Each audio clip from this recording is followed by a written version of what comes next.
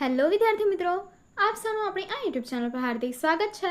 આજે હું લઈને આવી છું ધોરણ 7 વિષય વિજ્ઞાન પાઠ 1 વનસ્પતિમાં પોષણમાં સ્વાધ્યાયનું સંપૂર્ણ સોલ્યુશન। તો ચાલો આપણે આગળ વધીએ, પરંતુ તે પહેલાં જો તમે આપણી આ યુટ્યુબ ચેનલને લાઈક, શેર અને સબસ્ક્રાઈબ ન કરી હોય તો જરૂરથી કરજો। એકમ 1 વનસ્પતિમાં પોષણ સ્વાધ્યાયનું સંપૂર્ણ સોલ્યુશન અહીં આજે આપણે કરીશું, જે તમને પરીક્ષામાં પણ ખૂબ જ ઉપયોગી નીવડશે અને આ જવાબો તમે તમારી વિજ્ઞાનની નોટબુકમાં પણ લખી શકો છો। પ્રશ્ન 1, સજીવોને ખોરાક લેવાની જરૂર શા માટે હોય છે? જવાબ, સજીવોને કાર્ય કરવા માટે જરૂરી શક્તિ મેળવવા, શરીરની વૃદ્ધિ અને વિકાસ કરવા, શરીરના ઘસારાની મરામત માટે તથા શરીરને તંદુરસ્ત અને નિરોગી રાખવા માટે ખોરાકની જરૂર હોય છે। બીજો પ્રશ્ન, પરોપજીવી અને મૃતોપજીવીનો તફાવત આપો। પરોપજીવી માટે પહેલો પોઈન્ટ, તે પોતાનું પોષણ યજમાન વનસ્પતિ પાસેથી લે છે।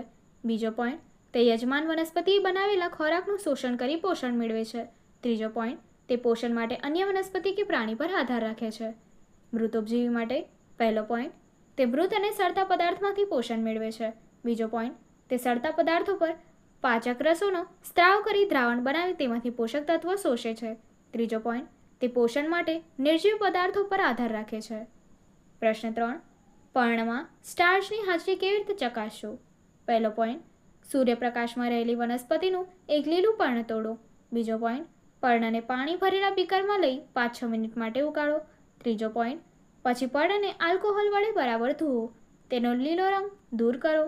ચોથો પોઈન્ટ, આ પર્ણ પર 2 ટીપાં આયોડીનના દ્રાવણના નાખી તેનો રંગ તપાસો। પાંચમો પોઈન્ટ, પર્ણનો રંગ ભૂરો કાળો થશે, જે પર્ણમાં સ્ટાર્ચની હાજરી સૂચવે છે। પ્રશ્ન 4, લીલી વનસ્પતિમાં ખોરાક બનવાની ક્રિયાનું ટૂંકમાં વર્ણન કરો। લીલી વનસ્પતિના પર્ણમાં લીલું રંજક દ્રવ્ય આવેલું હોય છે, જેને હરિતદ્રવ્ય ક્લોરોફિલ કહે છે। તે પર્ણને સૂર્ય ઉર્જાનું શોષણ કરવામાં મદદરૂપ થાય છે। આ ઉર્જા પર્ણમાં કાર્બન ડાયોક્સાઇડ અને પાણીમાંથી ખોરાક બનાવવામાં વપરાય છે। આમ લીલી વનસ્પતિ હરિતદ્રવ્ય અને સૂર્યપ્રકાશની હાજરીમાં કાર્બન ડાયોક્સાઇડ અને પાણીની મદદથી કાર્બોદિત સ્વરૂપમાં ખોરાકનું સંશ્લેષણ કરે છે અને ઓક્સિજન વાયુ મુક્ત કરે છે। આ પ્રક્રિયાને પ્રકાશ સંશ્લેષણ કહે છે। આ પ્રક્રિયાનું સમીકરણ તમને નીચે મુજબ આપ્યું છે, જેમાં છે કાર્બન ડાયોક્સાઇડ અને પાણી, જે સૂર્યપ્રકાશની હાજરીમાં અને હરિતદ્રવ્યની મદદથી કાર્બોદિત પદાર્થ અને ઓક્સિજન મુક્ત કરે છે। આગળ પ્રશ્ન 5, રેખાચિત્ર દ્વારા દર્શાવો કે વનસ્પતિ એ ખોરાક માટેનો અદ્વિતીય સ્ત્રોત છે।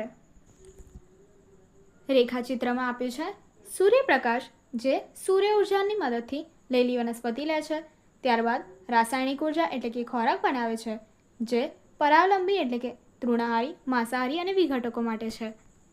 આગળ ખાલી જગ્યા પૂરો। પહેલું, લીલી વનસ્પતિ ખાલી જગ્યા કહેવાય છે કારણ કે તેઓ પોતાનો ખોરાક જાતે બનાવે છે। જવાબ છે સ્વાવલંબી। બીજું, વનસ્પતિ દ્વારા બનાવેલ ખોરાક ખાલી જગ્યા સ્વરૂપે સંગ્રહ પામે છે। જવાબ છે સ્ટાર્ચ। ત્રીજું, પ્રકાશ સંશ્લેષણમાં સૂર્ય ઉર્જા ખાલી જગ્યા નામના રંજક દ્રવ્ય દ્વારા શોષણ પામે છે। જવાબ છે હરિતદ્રવ્ય। ચોથું, પ્રકાશ સંશ્લેષણ દરમિયાન વનસ્પતિ ખાલી જગ્યા લે છે અને ખાલી જગ્યા વાયુ મુક્ત કરે છે। તો જવાબ, કાર્બન ડાયોક્સાઇડ વાયુ લે છે અને ઓક્સિજન વાયુ મુક્ત કરે છે। ત્યારબાદ પ્રશ્ન 7, નીચેના નામ આપો। પહેલું, પીળી પાતળી દોરી જેવું પ્રકાંડ ધરાવતી પરોપજીવી વનસ્પતિ, તો જવાબ છે અમરવેલ। બીજું, સ્વયં પોષણ અને પરપોષણ બંને પ્રકારનું પોષણ ધરાવતી વનસ્પતિ, જવાબ છે કળશપર્ણ। ત્રીજું, પર્ણમાં વાત વિનિમય જે છિદ્રો દ્વારા થાય છે તે, તો જવાબ છે પર્ણરંધ્રો। આગળ પ્રશ્ન 8, સાચો વિકલ્પ પસંદ કરો। પહેલું, અમરવેલ એ ખાલી જગ્યાનું ઉદાહરણ છે, તો જવાબ છે બી, પરપોષી। બીજું, આ વનસ્પતિ કીટકોને ફસાવે છે અને આરોગ્ય છે, જવાબ છે કળશપર્ણ। આગળ પ્રશ્ન 9, તમારે જોડકા યોગ્ય રીતે જોડવાના છે। પહેલું છે હરિતદ્રવ્ય, તો એની માટે જવાબ આપ્યો છે ડી, પર્ણ। બીજું આપ્યું છે નાઇટ્રોજન, તો જવાબ આપ્યો છે એ, બેક્ટેરિયા। ત્રીજું આપ્યું છે અમરવેલ, જવાબ આપ્યું છે ઈ, પરોપજીવી। ચોથું આપ્યું છે પ્રાણીઓ, જવાબ આપ્યું છે બી, પરપોષી। અને પાંચમું આપ્યું છે કીટકો, જવાબ આપ્યું છે સી, કળશપર્ણ।